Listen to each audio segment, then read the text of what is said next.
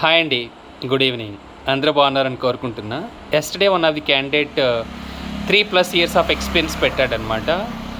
అతను L1 combination L2 experience expect చేశారు ఇంటర్వ్యూలో.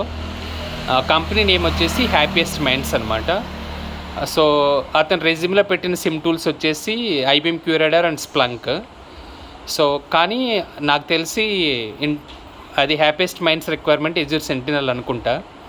ఆ ఇంటర్వ్యూ క్వశ్చన్స్ ఎలా ఉన్నాయో ఇప్పుడు మీకు ఎక్స్ప్లెయిన్ చేస్తాను. ఫస్ట్ క్వశ్చన్ వచ్చేసి explain about your roles and responsibilities. Second question వచ్చేసి IBM క్యూరేడర్ డాష్ బోర్డ్లో what are the different types of multiple sub dashboards we can see అదనమాట. సో నెక్స్ట్ క్వశ్చన్ వచ్చేసి IBM క్యూరేడర్ ఆర్కిటెక్చర్ డయాగ్రామ్ అట్లాగే Splunk architecture diagram, ఎందుకంటే ఆ two SIEM tools రెజ్యూమ్లో పెట్టాడు కాబట్టి. నెక్స్ట్ క్వశ్చన్ వచ్చేసి do you know how to create correlation rule creation and what type of incidents you will receive regularly. So రెగ్యులర్గా చెప్పిన incidents are alerts.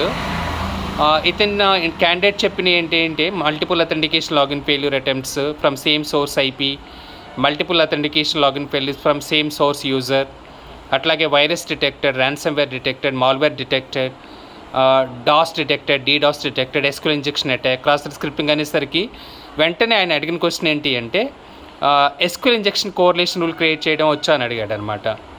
So అది అంత ఈజీ కాదు బేసికల్గా చెప్పాలి అంటే SQL ఇంజెక్షన్ కోరిలేషన్ రూలు, ఎందుకంటే దానికి మనం బ్యాక్ ఎండ్ డేటాబేస్ క్వరీస్ రాయాలన్నమాట కోరిలేషన్ రూల్ క్రియేట్ చేసేటప్పుడు.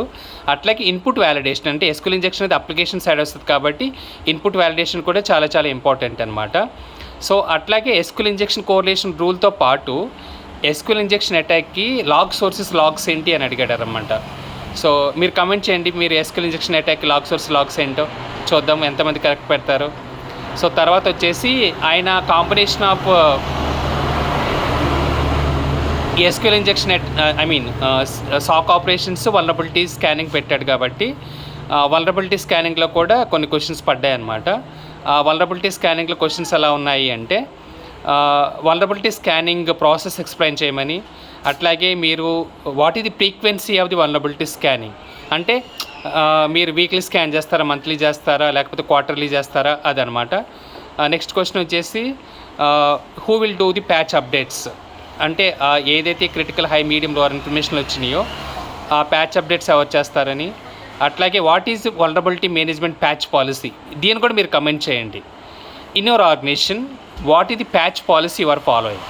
ఓకే, 2 క్వశ్చన్స్ ఇప్పటి వరకు నేను మిమ్మల్ని అడుగుతున్నాను ఈ ఇంటర్వ్యూలో.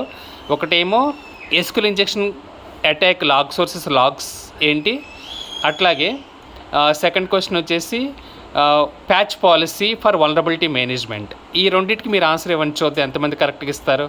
నేను అడుగుతున్నాను కానీ ఎప్పుడు మీరైతే ప్రాపర్గా ఆన్సర్ ఇవ్వరు, అది నాకు తెలుసు, అది వేరే విషయము. తర్వాత ఇంకా రెగ్యులర్గా ఏ డిఫరెంట్ టైప్స్ అలర్ట్స్ వస్తాయని, తర్వాత do you have any questions అని. ఫైనల్గా ఇంటర్వ్యూవర్ ఏం చెప్పాడంటే HR will coordinate with you అన్నాడు, అంటే ఎవరైనా పాజిటివ్ ఫీడ్బ్యాక్ ఎక్స్పెక్ట్ చేస్తారు. So let's see, we will wait for the positive feedback or negative feedback. Thank you so very much.